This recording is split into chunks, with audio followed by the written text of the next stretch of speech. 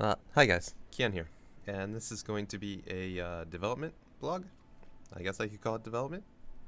Either way, so we're gonna do a quick run through caves, and I'm gonna give you an idea of what's going on, what I'm working on, and what I need to work on next. So we come through, and doors are pretty much working. Um, right now, I'm not locking any doors that don't have any spawns or don't have any switches associated with them. So this door, we actually need to hit the switch in order for it to work. So I'm going to come back here and head the other way. And that's just to make things easier. So as I add more things in, there are more objects. I will make them doors locked and unlock as needed. Otherwise, doors are unlocked by default. So we're going to go through here.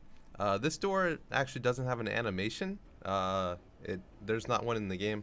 And so what's actually going on here is when you get close enough to the door, I just increment the Y value more, and then once you get away from it, increment it down. Here's the crusher.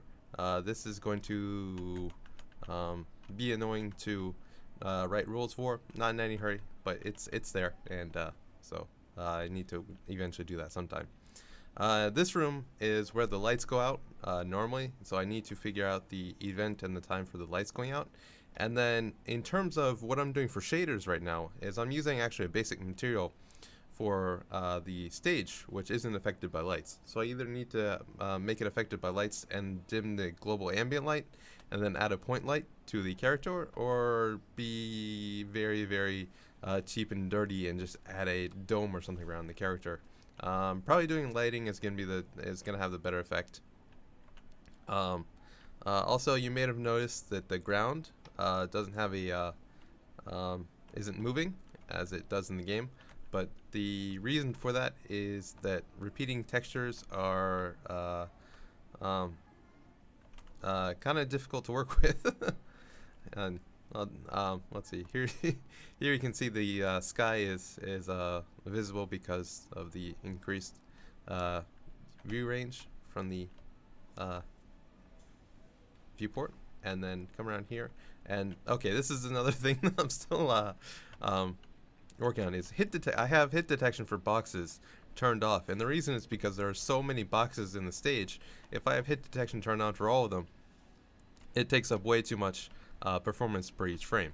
So it's like for other things, for the switch, fence switch here, and then for fences, hit detection is working. But right now I don't have anything switching. There's just too many boxes in the stage to hit detect against them all. So what I need to do is eventually, when you go through a door, the game will need to remember the last door you went through, and then when you go through a door, look through for all the objects that are close by, and then turn them on and off depending on if they need to be turned on or off, or if they need to have any special hit detection or anything, and toggle that. So what you're about to see in a second is one of the biggest bugs in the stage right as of right now, and bam, there it is. So what's going on with this is the game uses vertex colors, textures and vertex colors to draw most of the stages. If you it's kind of surprising, jarring. If you turn off the vertex colors, the stages look pretty terrible. So what's going on here is there's actually no texture on the fence that goes around the outside of this. It's all completely it's a empty texture, and then they just use vertex colors. And so the significance of that is right now I'm actually using two shaders to draw the stage with the textures, and then the stage without any textures.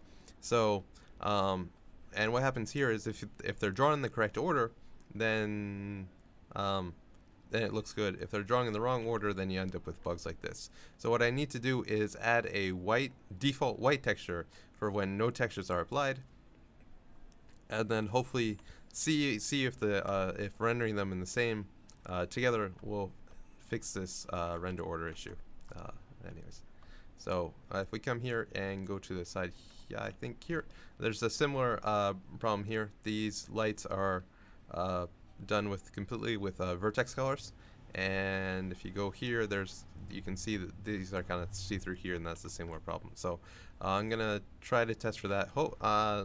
It's Yeah, it's pretty jarring. Anyways, so here we have the switches, and right now I just have it so the switches, once you stand on top of them, they turn green. But I don't actually have the rules for the 4-switch door done yet.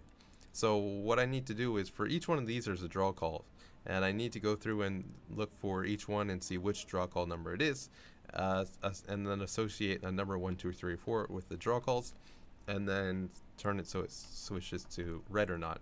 And right now the easiest thing to do is just going to be once you step on the switch, it turns green.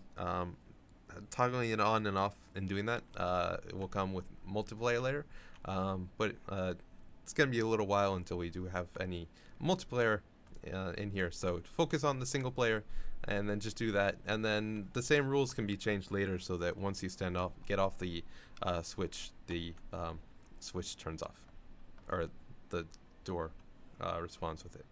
So actually we can run through the boxes because they don't have hit detection. Come back here and go through the next door. And let's see, after that, most of the problems in the stage are in this first half.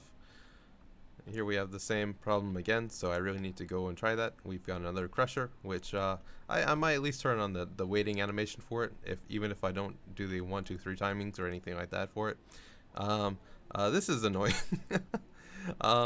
For the 4x4 one, the 2x2 fence, or the 2 fences, the normal fence, hit detection is working, but for some reason the 4x4 fence, the hit detection isn't working even though I programmed it to work. So that's another thing I need to go through and get and fix that. But the nice part is well, like I demonstrated before, the numbers are working, so that at least the corresponding fences do match up and are pushed. And step on the switches for fun, run through, warp, and then just kind of go back. And I think this should be the last room. And then just go through it and stand on the teleporter. And then for the teleporter, I just got lazy, and if you stand it on for a certain number of seconds, it automatically activates, just because it saves me from having to hit more keys while debugging. So that's it. If you're wondering why this is cut off, I have a near, so anything closer than a certain distance won't render from the camera, but that's a topic for a different video, and this is just Caves 2. But the same problems aren't any drastically different from Caves 1. So the objects I'm working on, I've already shown, and I think that's what I'll work on today. And then the nice part about this is when you fix an object, it carries over to the next thing. So anything I fix in Caves will carry over to mines for the most part, and otherwise, and then to ruins later, which is a completely different can of worms. But so far that's it. I've got a couple more objects to work on, and then once I get objects pretty much working and the rule is working for that, the next step is going to be start implementing some battle mechanics so we can start killing some Boomas. Alright, talk to you later.